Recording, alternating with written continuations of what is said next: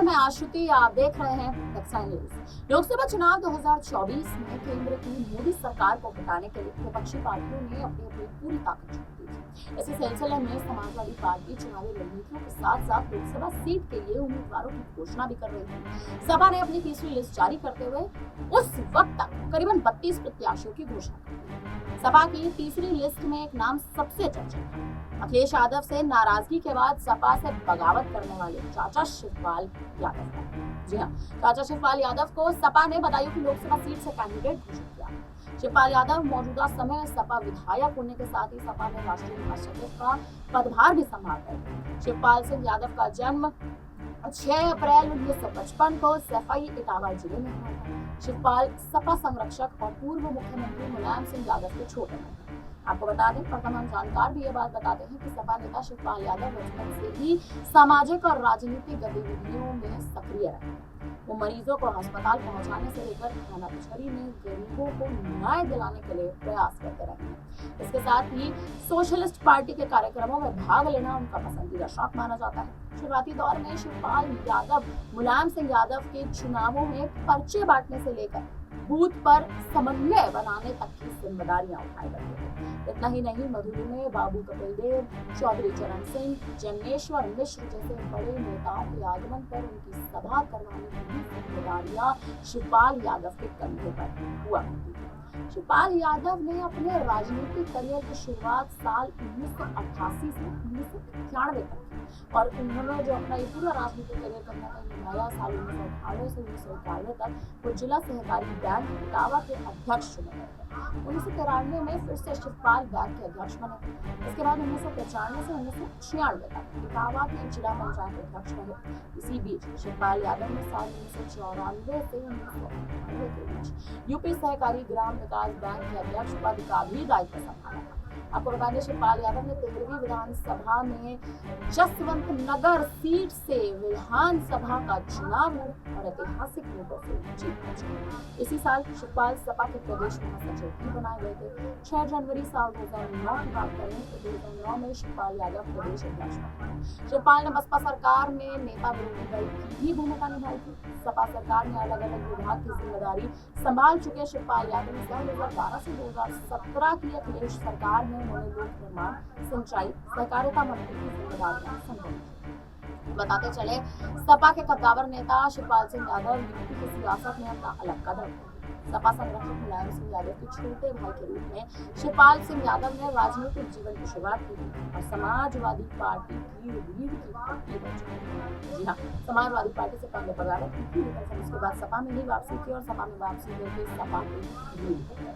कभी मुलायम के बाद समाजवादी पार्टी में दूसरा सबसे बड़ा चेहरा शिवपाल सिंह यादव माना जाता है। हालांकि मुलायम सिंह यादव के बेटे अखिलेश यादव के मुख्यमंत्री बनने के बाद से ही शिवपाल यादव की नाराजगी बढ़ने लगी थी। धीरे धीरे बात इतनी बढ़ गई थी कि मुलायम सिंह यादव के रहते शिवपाल ने सपा से अलग होकर अपनी नई राजनीतिक पार्टी प्रगतिशील समाजवादी पार्टी का गठन कर लिया था।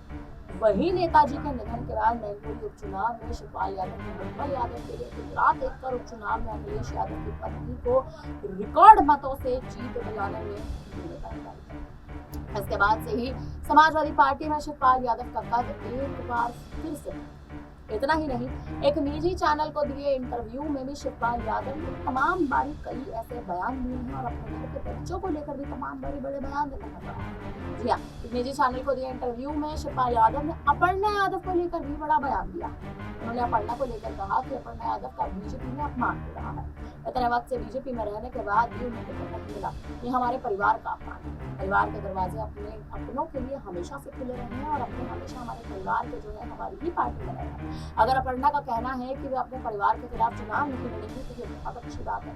ये परिवार का ही संस्कार है। शिवपाल यादव ने आगे भी ये बयान दिया और आपको बता दें कि ये बयान लोकसभा चुनाव के दौरान एक निजी चैनल को दिए इंटरव्यू में दिया गया है। शिवपाल ने आगे कहा कि बदायूं की सीट हम बड़े मार्जिन से जीतने वाले हैं। हम सिर्फ यादव और मुसलमान ही नहीं बल्कि दलित और ओबीसी जातियों का भी बड़ा समर्थन मिल रहा है। मुख्यमंत्री योगी आदित्यनाथ से हमारे संबंध अच्छे हैं। वे सबके मुख्यमंत्री हैं और पूरे प्रदेश के मुख्यमंत्री हैं। सूबे की कमान बखूबी संभाल रहे हैं। अगर कभी जरूरत पड़ती है तो मैं उनसे बात कर दूंगा।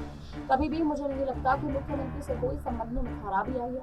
इंडिया गठबंधन को लेकर हुए शिवपाल यादव का साफ तौर पर कहना है कि इंडिया गठबंधन को लॉ एंड ऑर्डर ठीक करना होगा। पुलिस अभिरक्षा में लगातार हत्याएं हो रही हैं, ये सरासर गलत है और पुलिस मशीनरी का दुरुपयोग किया जा रहा है। कांग्रेस के मैनिफेस्टो पर प्रधानमंत्री के द्वारा सवाल उठाए जाने पर शिवपाल का कहना है कि मैनिफेस्टो बिल्कुल सही है और सत्ता में अगर इंडिया गठबंधन आता है, यानी अब देखा जाए तो जिस हिसाब से लोकसभा चुनाव के दौरान उन्होंने बड़ा बयान दिया था तो उस वक्त ऐसे कयास लगाए जा रहे थे इंडिया गठबंधन सत्ता में आ सकता है, लेकिन ऐसा हुआ ना।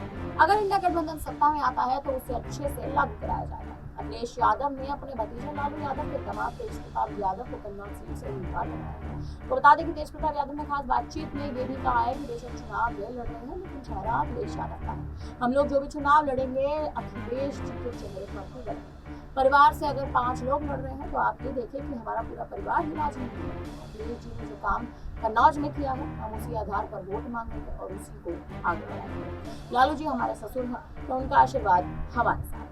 मेरा चुनाव जब खत्म हो जाएगा उसके बाद हम बिहार जाकर भी चुनाव प्रचार करेंगे। बताते चले कि बदायूं की जो लोकसभा सीट है, शिवपाल यादव की जगह अब उनके बेटे आदित्य यादव को सीट से उम्मीदवार लोकसभा चुनाव के दौरान बनाया गया था। इसको लेकर बदायूं में खासा घमासान था। बदायूं से भारतीय जनता पार्टी के प्रत्याशी उतरे थे दिग्विजय सिंह शाक्य ने सपा नेता शिवपाल सिंह यादव पर जमकर उस वक्त हमला बोला था। आपको बता दें, हाल ही में भारतीय जनता पार्टी द्वारा बदायूं के परिसर में आयोजित महिला सम्मेलन को संबोधित करने के बाद ऐसा कहा गया है। उत्तर प्रदेश में बहुजन समाज पार्टी बीएसपी की प्रमुख बहन मायावती जी के साथ स्टेट गेस्ट हाउस में जो हुआ था उसके मुख्य सरगना शिवपाल सिंह। अब कहीं ना कहीं आप देखें जिस हिसाब से उत्तर प्रदेश में आने वाले समय में चुनाव है और उन चुनाव के लिए तैयारियों में यूपी का केस हो चुका है। अखिलेश यादव बड़ा चेहरा बनकर कहीं ना कहीं उभर रहे हैं। जिस हिसाब से लोकसभा चुनाव में 37 सीटों पर सपा ने जीत दर्ज की है, 33 में बीजेपी सिमट कर रह गई है। अब आने वाले समय में सपा की जो जीत है वो भारतीय जनता पार्टी पर हावी हो सकती है। बीजेपी पर अगर ये जीत कहीं ना कहीं हावी होती है तो क्या भारतीय जनता पार्टी उपचुनाव भी हार जाएगी और उपचुनाव में हार यानी उत्तर प्रदेश के 2027 के विधानसभा चुनाव में एक बड़ा मुकाबला, कांटे का मुकाबला अखिलेश यादव बनाम योगी आदित्यनाथ करेगा। और योगी आदित्यनाथ ने अगर 2027 के विधानसभा चुनाव से पहले सरकार बचाने में अपने जो प्रयास हैं उसमें सफल हो गए तो कहीं ना कहीं 2027 के चुनाव में अखिलेश यादव एक तरह से हार का सामना करेंगे और योगी आदित्यनाथ अपने पक्ष में साफ तौर पर ले जाकर कर पाएंगे। मैं आपको बता दें जिन उपचुनावों में जिन 10 सीटों पर उपचुनाव होने वाले हैं इसमें से तमाम ऐसी सीटें हैं जिन सीटों पर अखिलेश यादव ने अब तक अपने प्रत्याशी नहीं ले पाए। 10 की 10 सीटों पर उपचुनाव की तारीखों का भी ऐलान नहीं हुआ। भारतीय जनता पार्टी भी लगातार जद्दोजहद कर रही है, लेकिन बीजेपी में बड़ी अंतर करना चाहिए। अंतर कल इसलिए चल रही है क्योंकि यूपी के डिप्टी सीएम केशव प्रसाद मौर्य की अगर बात करें तो वो कहीं दल छोड़ सकते हैं, पार्टी छोड़ सकते हैं। ऐसे प्रयास लगातार लगाए जा रहे हैं। हालांकि अब आने वाले समय में देखना ये दिलचस्प है कि भारतीय जनता पार्टी की स्थिति को, इस खराब स्थिति को आखिर बेहतर कौन करेगा, कैसे करेगा।